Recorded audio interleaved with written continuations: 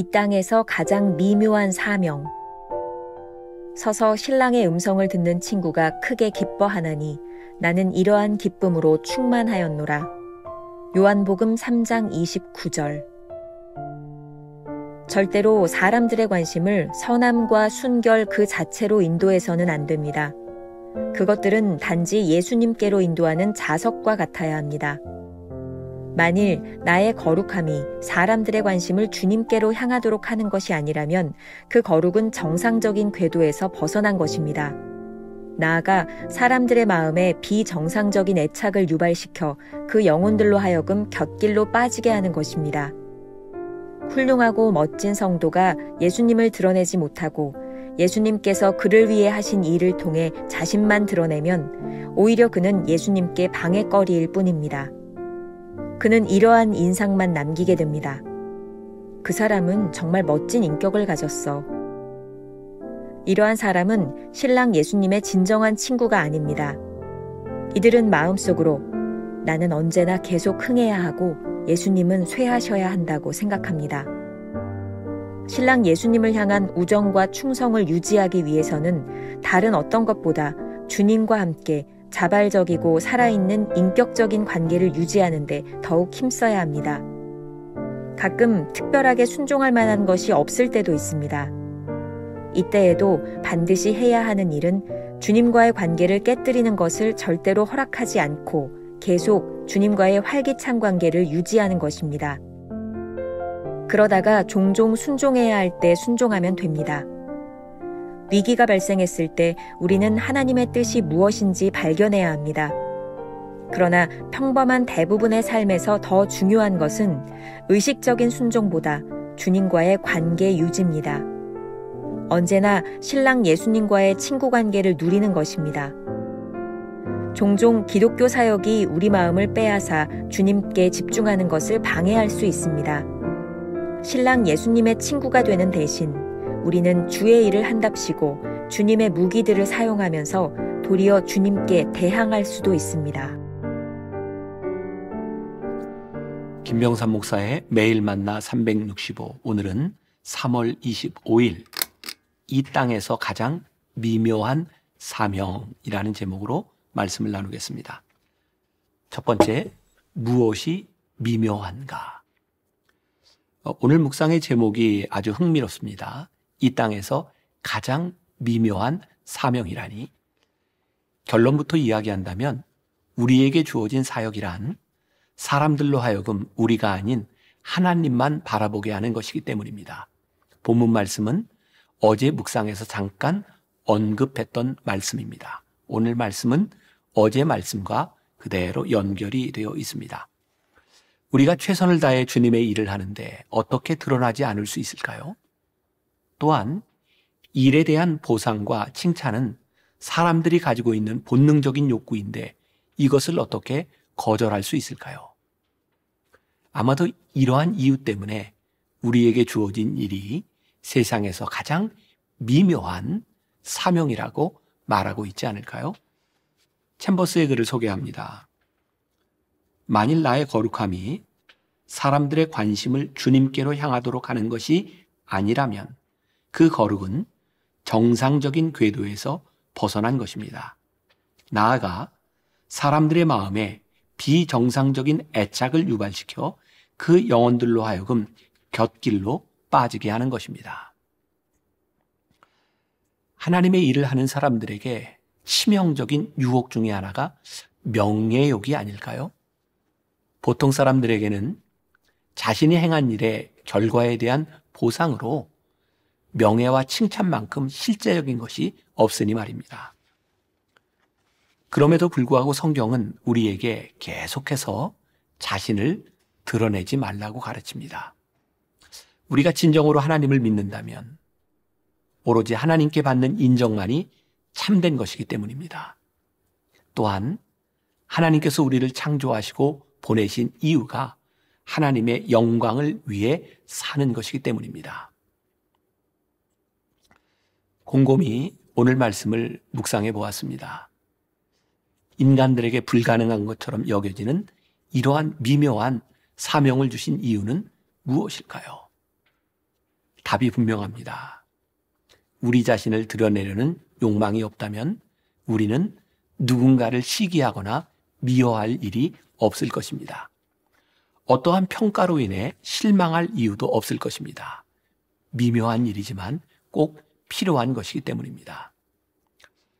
돌아가신 하영조 목사님 당시에 비서실에 근무하던 목사님과 나누었던 이야기가 있습니다. 그 당시 젊은 목사였던 이 비서 목사님은 무슨 일인지 모르지만 사람들에게 아주 억울한 일을 당해 화가 나 있었다고 합니다. 그때 하영조 목사님이 조용히 다가오셔서 가만히 손을 잡고 이렇게 말씀하셨답니다. 억울한 일을 당해봐야 그때 우리가 주님의 마음을 조금이라도 알게 될 거야. 그 말이 젊은 목사님의 마음에 깊이 새겨졌답니다.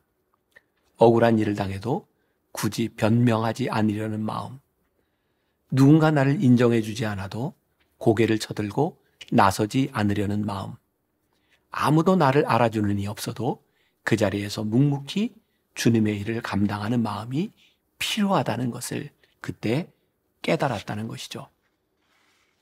극단적으로 말해 우리가 하나님의 일을 한다고 하는데 자신만 드러나고 있다면 주님께 방해가 될 뿐입니다.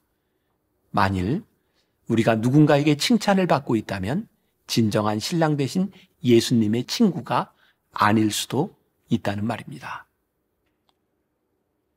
우리가 기억해야 될 한 줄 노트. 우리에게는 억울한 일을 당해도 변명하지 않고 잘한 일이 있어도 드러내지 않으며 살아가야 하는 미묘한 사명이 있습니다. 두 번째, 순종보다 중요한 것은 관계. 챔버스가 사역을 하면서 가장 중요하게 여겼던 것은 주님과의 관계였습니다. 사람들이 종종 놓치는 것 중에 하나는 열심으로 인해 관계가 소홀해지는 것입니다. 어제와 오늘 말씀에서 신랑과 신랑의 친구라는 말이 등장합니다. 세례 요한의 역할이 신랑을 대신하지 않는 신랑의 친구로서 족하다는 것이었습니다. 말씀의 이해를 돕기 위해 유대인의 결혼 풍습인 쇼쉬벤이라는 말을 살펴보겠습니다.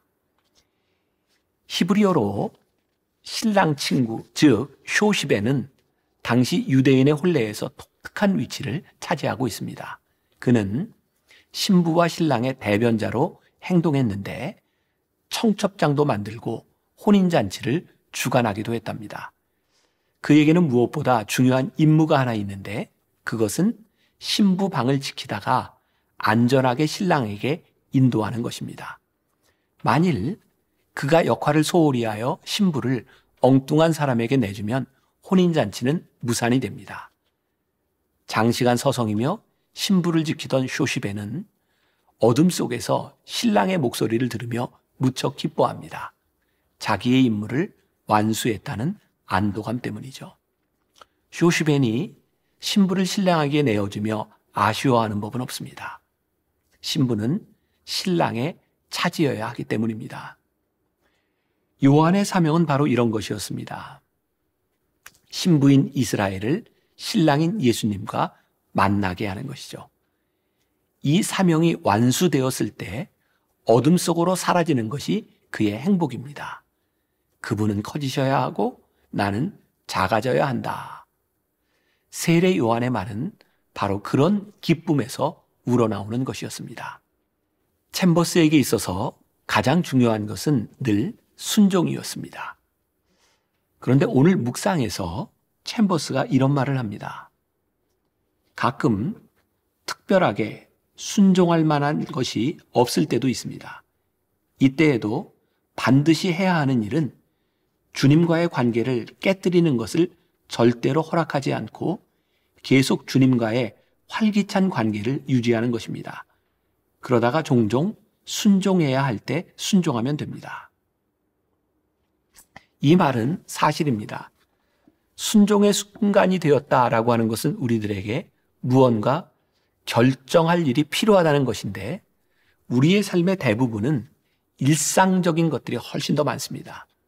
문제는 주님과 관계가 올바로 돼 있을 때에는 결정의 순간에 주님의 편에 서는 것이 쉽지만 관계가 잘못되면 결정의 순간에도 순종하지 못한다는 것이죠. 그러니 우리에게 중요한 것은 지속적인 관계입니다. 이러한 관계를 가로막는 것이 우리의 사역이 될 수도 있다는 것을 챔버스는 여러 번 강조해 왔습니다. 사역에 열중하다 하나님을 바라보지 못한다는 것이 참 무서운 일입니다. 우리의 열심 때문에 주님을 핍박할 수 있다는 것은 이미 지적한 적이 있습니다. 관계란 끊임없이 주님의 마음을 아는 것이 아닐까요? 주님의 마음을 아는 열심이야말로 올바른 방향을 제시해 주는 것이 아닐까요? 고린도전서 9장 26절에서 사도 바울은 이런 고백을 하고 있습니다. 그러므로 나는 다름질하기를 향방 없는 것 같이 아니하고 싸우기를 허공을 치는 것 같이 아니하며. 오늘 챔버스가 했던 이 말씀 한 문장을 기억하면 좋겠습니다. 평범한 대부분의 삶에서 더 중요한 것은 의식적인 순종보다 주님과의 관계 유지입니다. 우리가 기억해야 될 한 줄 노트. 삶에서 중요한 것은 의식적인 순종보다 주님과의 관계를 지키는 것입니다. 오늘 하루 우리가 품고 살아야 될 묵상 질문입니다. 주님과의 관계를 유지하기 위해 오늘 우리가 해야 하는 일은 무엇일까요? 기도하겠습니다.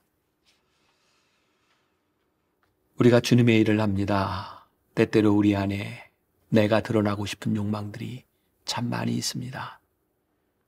누군가의 인정을 받지 못하면 힘든 것도 우리들에게는 있습니다. 그런데 오늘 말씀을 통해 거듭거듭 우리들에게 주시는 하나님의 음성이 있습니다. 무엇보다 내가 나와 올바른 관계 속에 있으면 좋겠다. 하나님의 관계 속에 살아가며 순종해야 될 때 순종하고 결단해야 될 때 결단할 수 있는 사람, 그런 사람으로 하루를 살게 하여 주옵소서. 예수님의 이름으로 기도했습니다. 아멘.